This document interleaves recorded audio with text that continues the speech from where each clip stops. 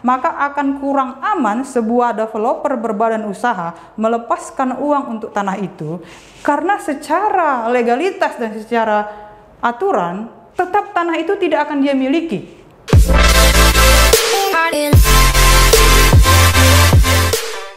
Perkenalkan, saya Rizka Martina, CEO and founder Hekalen. Saat ini saya akan berbagi mengenai izin lokasi di dalam proyek developer properti. Izin lokasi adalah izin yang dipersyaratkan oleh Menteri Agraria ataupun pemerintah daerah sebagai syarat suatu tanah untuk dibalik nama atau suatu tanah untuk dibeli diperoleh oleh sebuah perusahaan developer properti. Izin lokasi itu diterbitkan oleh pemerintah daerah, dan pemerintah daerah memiliki dasar untuk menerbitkannya adalah peraturan teknis BPN. Nah, di dalam pertek BPN itu kita bisa melihat zonasinya atau warna untuk suatu lokasi itu. Misalnya dibuat di situ warnanya kuning, maka itu untuk pembangunan perumahan. Apabila di situ dibuat warnanya hijau, maka itu untuk irigasi, pengairan atau pertanian. Berbeda untuk warna industri dan lain-lain. Untuk mendapatkan izin lokasi, semua bisa kita lihat tertuang di dalam peraturan Menteri Agraria. Setahu saya saat ini di nomor 17 tahun 2019. Bapak Ibu bisa mengkoreksi apabila keluar peraturan yang terbaru. Tetapi yang saya tahu saat ini yang terbaru adalah ini. Sebelum diterbitkan izin lokasi, maka yang pertama sekali adalah peraturan teknis yang diterbitkan oleh BPN. Nah, kita mendaftarkan, memperoleh pertek, pertama kali kita mendaftarkan ILOK melalui sistem OSS yang sudah diterbitkan oleh pemerintah pusat. Setelah OSS izin lokasi terbit, lalu syarat-syarat lampiran berkas lainnya, barulah kita mengajukan pertek ke BPN.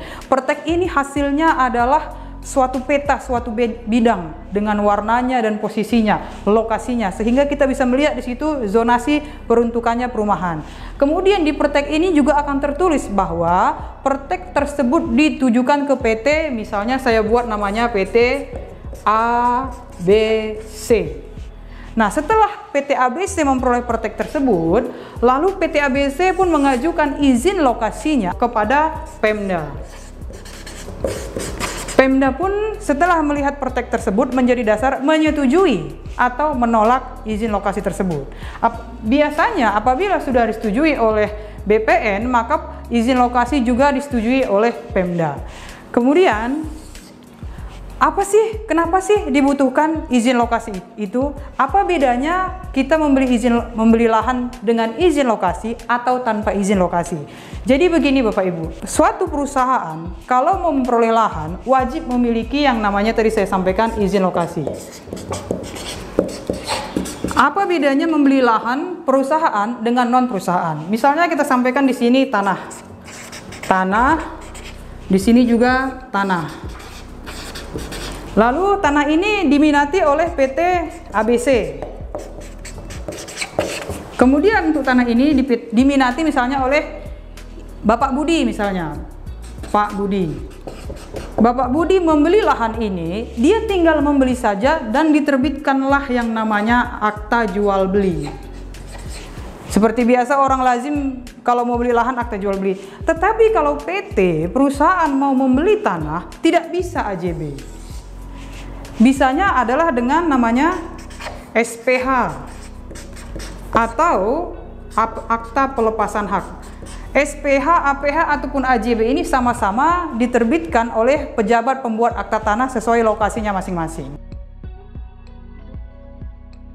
Ketika nanti dibuka di pertek dan di izin lokasi itu akan kelihatan, oh ini izin lokasi milik PT ABC.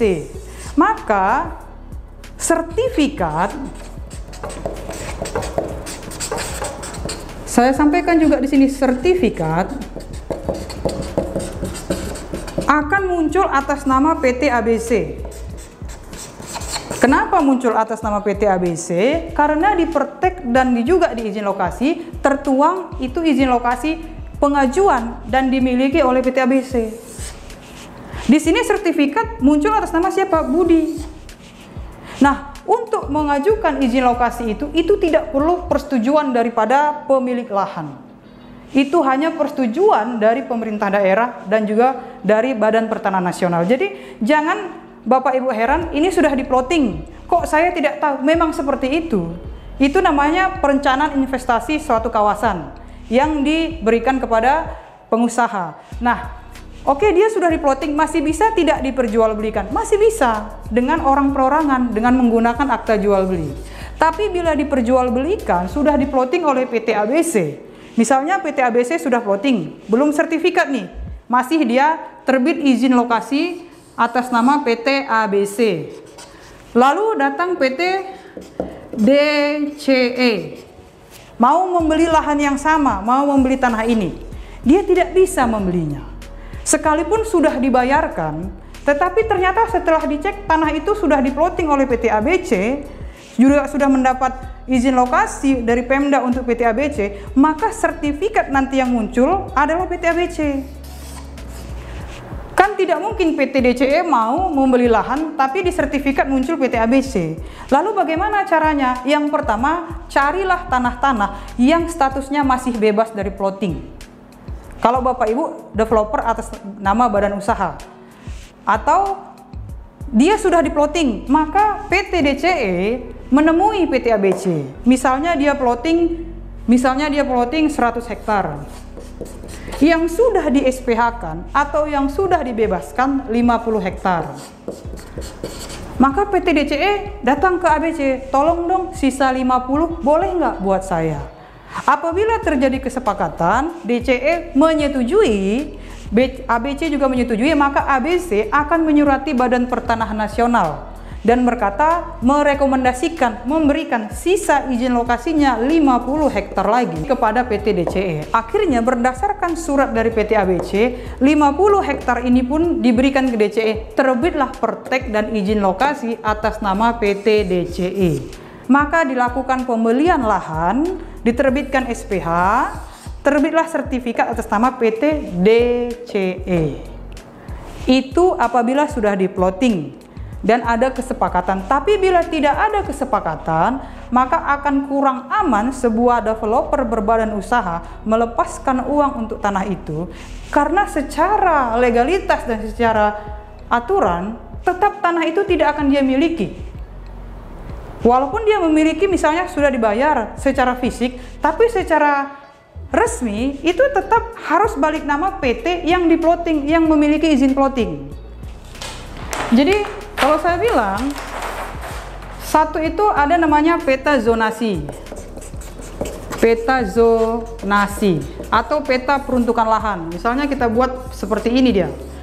Ini warnanya hijau untuk perairan, ini warnanya misalnya kuning untuk perumahan, dan ini misalnya warnanya abu-abu atau warna lainnya untuk industri. Ini peta zonasi. Tetapi peta izin lokasi atau saya sampai ILOK, dia seperti ini. Maka dia akan kelihatan. Tapi kalau peta ILOK, misalnya di sini PT ABC. ABC misalnya dibuat sini 100 hektar. Kemudian di sini lagi ada PT, misalnya di sini 150 hektar. Ini PT DCE. Kemudian di sini ada yang sedikit, misalnya 10 hektar. Ini PT FGD. Inilah peta izin lokasi.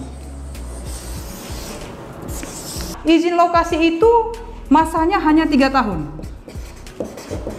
Sesuai peraturan Menteri Agraria tadi, izin lokasi masanya hanya 3 tahun. Apabila belum ada pembebasan lahan, pembelian lahan, atau belum ada SPH sesuai dengan persentase yang diaturkan, maka akan lebih sulit dia memohon perpanjangan izin lokasi.